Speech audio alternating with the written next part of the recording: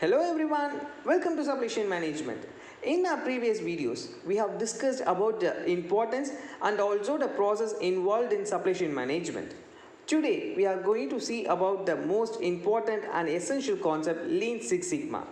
Organizations once viewed Six Sigma and Lean as separate and possibly competing methodologies, but now when they are used together, I mean Lean Six Sigma, they can be used in eliminating waste and variations in supply chain management. Lean Six Sigma can help enhance supply chain efficiency in perfect order fulfillment, reduce lead time, reduce error, improves the supply chain flexibility, reduce waste, and finally it increases the profit. Before entering into the concept Lean Six Sigma, first we should know about what is Lean and what is Six Sigma. Now let's see about Six Sigma. Six Sigma is the process improvement approach and also it focuses on high level cross-functional process with upper management involvement. Six Sigma is a process of customer driven.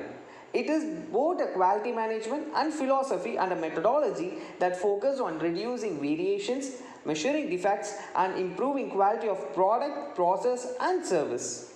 Motorola introduced Six Sigma as a measure of quality in 1986. Smith and Michael Harry developed the initial four-step Six Sigma stages, that is measure, analyze, improve and control to reduce defect levels. Six Sigma represent a stretch goal for 6 standard deviations from the process mean to specification limits. When the process is centered but also allowing for a 1.5 sigma shift towards either specification limit. This represents a quality level of 3.4 defects per million parts, that is 99.99966% defects free. There are two main methodologies in Six Sigma. The first one is DMAC, which stands for Define, Measure, Analyze, Improve and finally Control. It is used to improve a process or service which has been used currently. The second methodology is DMAT, which stands for Define, Measure, Analyze, Design and Verify.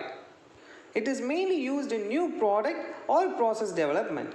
These two methodologies will be discussed in detail in our future updates. Finally, Six Sigma emphasizes planning the project, quantifying the result, use various quality metrics to track impact of project and health of process you are measuring. Second, let's see about what is Lean. The basic concept of Lean is to improve the organization performance by better serving our customers. By reducing and eliminating waste and reducing lead time, we can reduce errors and respond more quickly to the needs of our customer. Lead time is the time taken for the product from the start of the material purchase to the customer delivery. If we can make our process more predictable, reduce changeover times and reduce defects, we can drastically shorten the lead time. Here, the waste elimination is the key part of the improvement process. There are nearly 8 wastes which is called MUDA. That is transportation, inventory, motion, waiting, overproduction, overprocessing, defects and finally skills. The fundamental definitions of waste is anything that does not add value to any product or services.